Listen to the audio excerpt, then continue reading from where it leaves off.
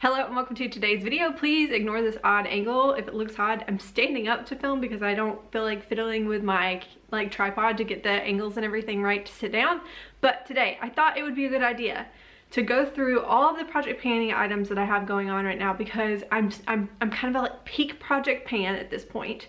And I think it would be smart to lay everything out.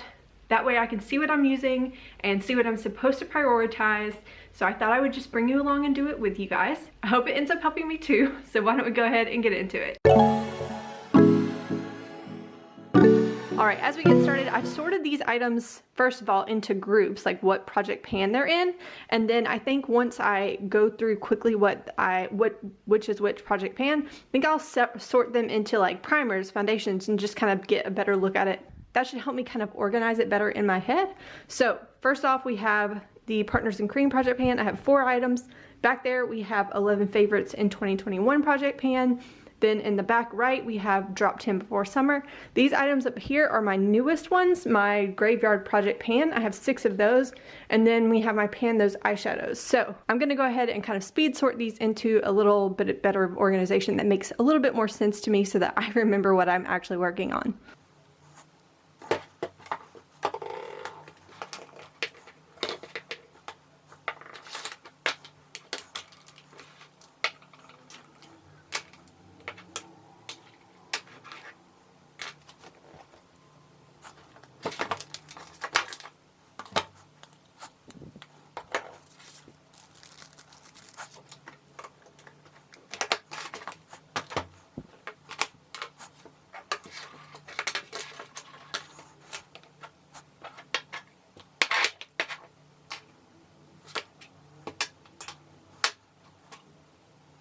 Okay, let's go ahead and quickly go through these items back here, the more boring ones in the back. We have all of my body kind of care items. This is my tanning kind of mousse. Then we have 2 things that I'm kind of using on my either neck or chest. We have a vitamin C suspension in silicone and then like a little night cream kind of, it's supposed to be firming, but honestly I just think it's a moisturizer. I have teeth whitening strips, and I also have a body lotion and a rose fragrance mist that I enjoy using from time to time. Now I'll kind of move over to these items. These 4 items I consider kind of skin prep, but not primers. So we have a Cerave Sunscreen. Let me see if I can get it to focus. Yes, this is just an SPF 30 that I like to use before I put any makeup on. Let that set up for at least 15-20 minutes. Then I have a kind of lip mask. I'll also use this with skincare at night, but it's nice to use also right before I put on makeup. And then I also have these 2 items, an eye cream that I put on before I put on makeup. And this guy, I actually probably need to reach for it when I put on makeup and save the lip mask for just bedtime. I'm someone who saves my lip step until the very last bit, and by the time I get there, typically my lips are super dry and kind of crusty. So hopefully using this step will keep them from being as dry. Next up, I have 4 kind of priming steps. Well, these 2 items are the same item. I just need to use them up. But these guys I will sometimes use before I put down a primer, or sometimes if my face is looking a little dry at the end, I'll use them as a setting spray. Then I have 2 kind of lotiony kind of primers here. One is more mattifying, or claims to be. I don't really find that it mattifies me.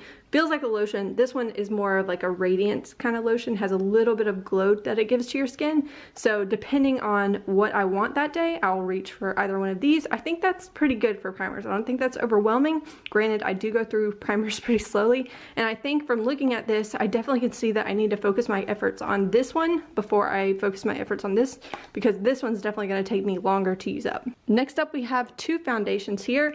One is a more day-to-day kind of thing, and honestly, I've been pretty bad the last couple of weeks about wearing makeup when I'm not filming.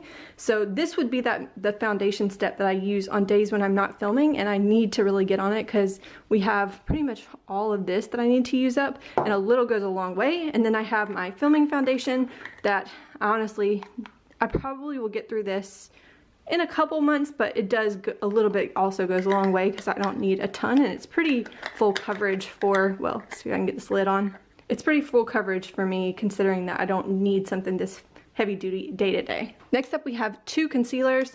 This is technically a color corrector, and then this guy I'm trying to pan. It's taking me so long, but luckily this one's a little dark and this is a little light, so they kind of go well together.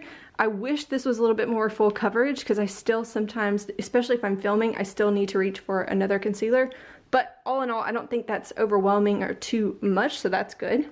The next up, I have a little powder here. This is actually a Rimmel powder, but I've crushed it up and put it in this old Kat Von D empty container that I have because the packaging on the Rimmel one kept breaking. So one powder is not bad at all. Don't feel overwhelmed by that at all, and so that's really good. Now let's talk about these items right here in the front. These items I consider like cream kind of bronzers. I mixed this NYX lipstick with my contour palette because the contour palette's pretty cool toned. This kind of warms it up and it's a really good bronzer. And then I have like some light shades. My highlight you can see is almost gone. And so those pair well together. These two I'm often reaching for as blush. Now if it's more in kind of nude day and I don't need something that pigmented, I'll grab this one from ColourPop. But then if it's, you know, a warm tone look and I don't mind it pulling pretty orange, I'll use this and I'll shear it out with like a sponge and use that as a blush. So I have two different blushes, which are not the easiest to pan, but at least they're two very different colors. So hopefully that means that I'll be able to reach for both of them pretty often. Okay, I readjusted the camera a little bit. Then I have my Isadora bronzer. This is my only powder bronzer that I'm using at the moment, which is good. Then I have a couple highlights. I have two very different kind of highlights. This is my, if I don't know you know, if it's a little more cool tone or I don't want it to look orange, I'll reach for Mary Lou. And then the other one here pulls very orange from ColourPop. This is the Cruella one.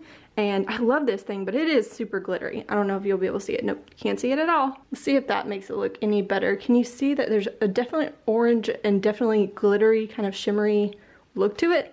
So they're very different. So at least I have that going for me. And then I also have this kind of corally pink, mostly coral blush. It's got a little bit of a pink undertone to it, but again, mostly a coral blush, very shimmery. Really enjoy that for summer, so that's not too much. And then I have a couple eye products. I have a nude liner, my brow pencil, and then let me go through these shadows that are currently in my pan, those eyeshadows.